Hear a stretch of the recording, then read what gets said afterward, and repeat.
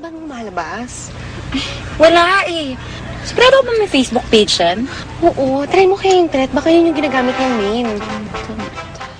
May lumalabas eh. Why are you so curious with that girl? Eh, gusto ko lang malaman kung sino siya. Kung ano yung tsura niya. If she's prettier, sexier, smarter than... Wait up. Ayan ka na naman eh. Pwede ba? Tigilan mo na yan. Ba? Eh, gusto ko nga malaman eh. Ano ba meron yung babae niya na-inlove si Kenneth dun? Ay nako. Look at you. Why are you so affected with that Tonet girl? Ano ba? Alam mo, tumigil ka na. Affected na kung affected, no? I can't help it. Ikaw rin. Do you want Kenneth to know na you can't move on? While siya, he's happy with that Tonet girl. Sis naman. You think I should just stick to the plan? Like what Peachy said, just continue being sweet to Ramon and make that Kenneth realize na he made a big mistake of letting you go. Medyo mahirap gawin, pero I think you should do it. Let me just clear what you said to me. Ang ibig mo sabihin, imaginary girlfriend lang yan ni Kenneth? No. Ibig sabihin, wala talagang girlfriend si Kenneth. So, hindi totoo si Tonet? Pwedeng oo, pwedeng hindi. What made you think that? Well, for one, wala siyang maipakitang babae. May picture nga ayaw ipakita eh. And if he's really serious with this girl, he should be proud, right? Okay, so assuming na tama nga yung mga hinala mo, the point is, why would he lie? I don't know. Maybe to make me jealous? Really now? So, is it working? Parang ang layo-layo na yun eh. Hindi ko man lang naramdaman na masaya siyang makita ako. Ay nako, alam mo, hindi talaga kita maintindihan. I think it's for the best na talaga. Kasi kung magiging chummy-chummy kayo, close kayo niya ni Kenneth, ikaw lang ang mahihirapan. You know, okay na yung ganitong relationship na together. But I missed him. Tapos siya parang hindi naman niya ako na-miss.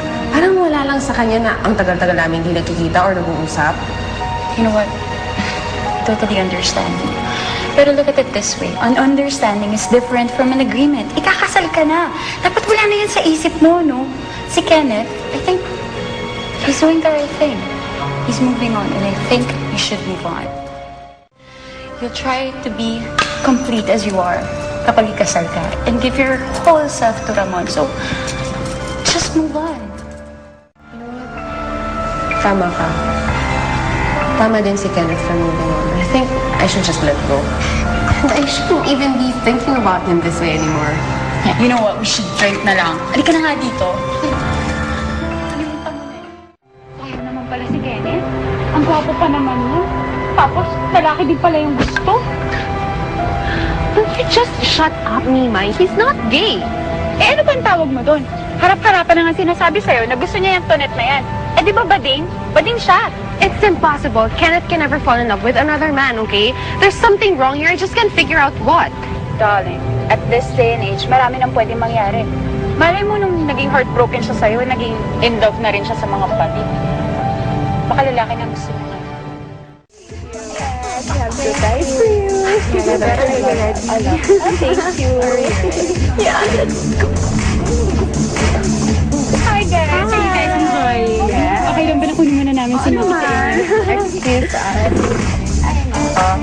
Kamusta naman ang loneliest bride in the whole wide world? Well, I don't think this was a good idea. Nikki, look around. Ikaw lang ang malungkot dito. Lahat kami nagsasaya na. You know what? Just forget about all your problems and just have fun. I mean, this is your party. Ako, I'm sure you're gonna enjoy sa gift namin. Dali mo na siya doon. Dali mo na siya doon. Everyone! Excuse me, everyone! Come here! Okay. So dumating na tayo sa part na ibibigay natin ang surprise natin for you. Are you guys excited?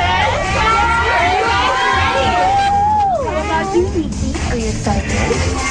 Yeah. Go! Let's do the countdown. Let's do it. Ready? 1, 2, 3,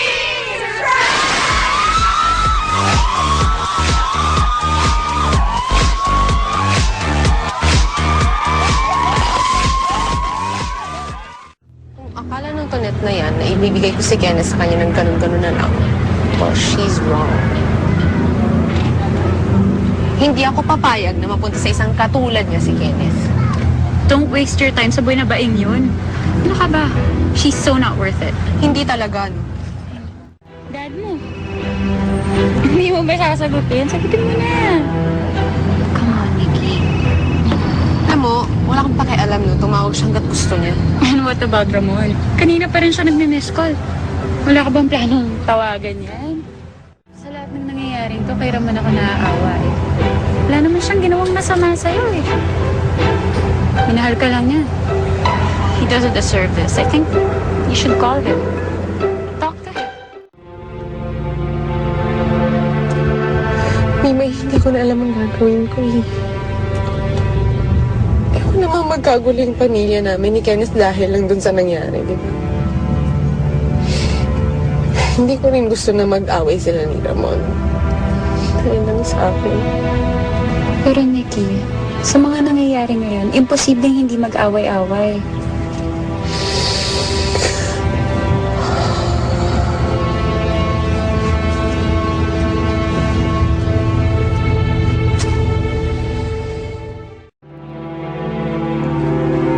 Bakit ba affected ka sa closeness nila ni Tonet? Ikakasal ka na naman, di ba? I don't know. There's something about that game. At alam mo, hindi ako mapapakali while Kenneth is around him or her. Kung ano man siya. Eh di, kausapin mo siya na lumipat ng trabaho. I tried. Pero parang ayaw niya, eh. I have a suggestion. Why don't you talk to your dad or even talk to Tito Henry and then make them make an offer that he can't refuse? You know what? I think you're right. So, totoo na talaga? Ikakasal ka na talaga this time? Totoo na to, Mimay. At ikaw ang maid of honor ko, ha? Of course. I got your back, girl. Pero alam mo, nakakaloka lang talaga to eh. Kasi, syempre, nung una, sa kapatid ka na engaged. Tapos, Kaya nga, we plan to keep the wedding as private as possible. Kaya ikaw, huwag ka maingay, ha? okay. I won't tell soon. Mom, it's so sweet. Thank you. Miss Mima, you're next. Oh, I'll just Feeling ko, she's trying to destroy my wedding. Ang OA mo. Eh, nagkamali nga lang eh. No? Aksidente lang. Ayan, isa ka pa. Alam mo, kampihan mo yung Kenneth na yan. Samahan niyo pa yung baklang yun. Wait lang ah. I'm on your side. You can't really blame Kenneth for defending that Tonet.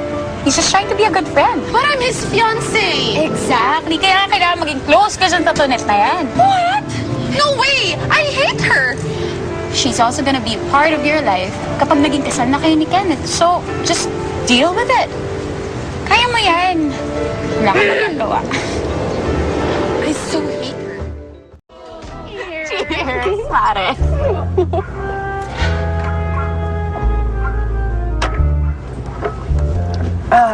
Oo, teka lang. Sobra na yan. Ano ka ba? Marami pa tayong gagawin bukas. Baka naman hindi ka magising yan. Got me some slack, Mimay.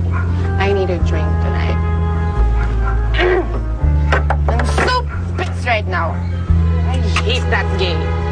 I hate her. Him. Whatever. Teka lang ha. Ano na naman ba yan? Akala ko ba okay na kayo? Mimay, you really think kaya kong makipagkaibigan sa baklang yon? Excuse me! No way! No can do! Tapos nasasirain yung bilik ko? Tapos siya pa yung magiging dahilan para magkaaway kami ni Kenneth? No way, no! Hindi ako makipagkaibigan doon. Eh, bakit ka nakipagbati? Because I had no choice. Dahil kung hindi ako makipagkaibigan doon sa baklang yon, si Kenneth yung magagalit sa akin. And I can't afford na magalit si Kenneth and Mima. I just love him too much. Nikki? Nikki! Ay, naku. Nikki, ano ka ba? Wake up! Nikki! Ano ka ba? Sabi ko ba naman sa'yo, huwag kang masyadong uminom, di ba? Ano ba, Mima? I'm trying to rest. Trying to rest. Ano? Magpapakalate ka na lang dyan sa wedding rehearsal mo? Ngayon ba yun? Hindi. Kahapon, ng isang araw. Hindi. Ano ka ba? Bakit niyo na sinabi? Tagal? Tulog ka pa?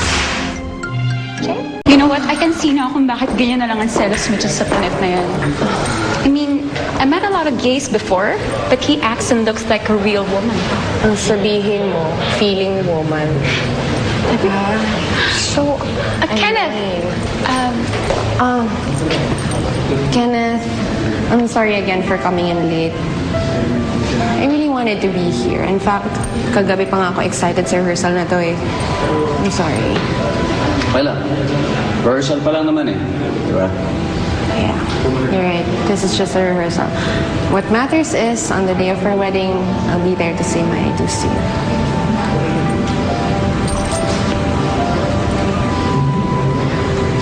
You okay? Yeah. I think I just need to go to the washroom. Excuse me. pero di mo nakita si Tonette and Polly, right? Baka naman may ibang Tonette doon sa guests na yon. I double-checked with the guest list. Isa lang naman ang tunit doon. At Mimay, siya lang ang bakla sa rehearsal. Okay, fine. But if you think about it, hindi naman nakakabigla na maging babae yun. I mean, she talks and acts like a girl, right? Wait a minute. Don't tell me kaya ka nagkakaganyan is because you're threatened by her. Of course not. Excuse me. I just don't get is, kung tunay nga siyang babae, bakit siya nagpapanggap na bakla?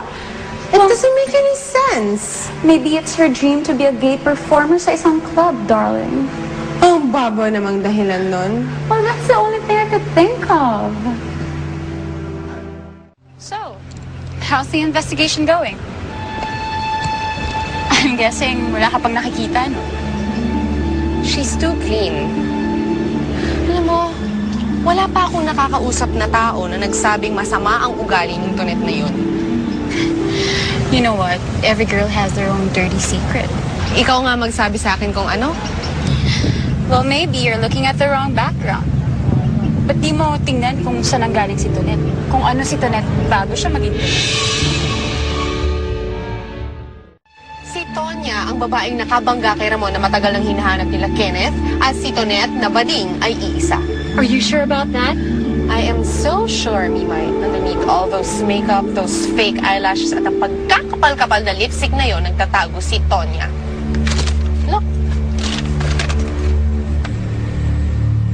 Oh my God, totoo nga!